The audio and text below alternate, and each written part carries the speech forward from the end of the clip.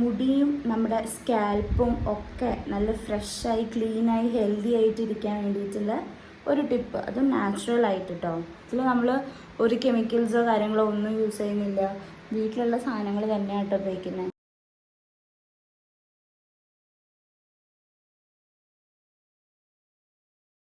ഡാൻഡ്രഫിനൊക്കെ ബെസ്റ്റാണ് കേട്ടോ.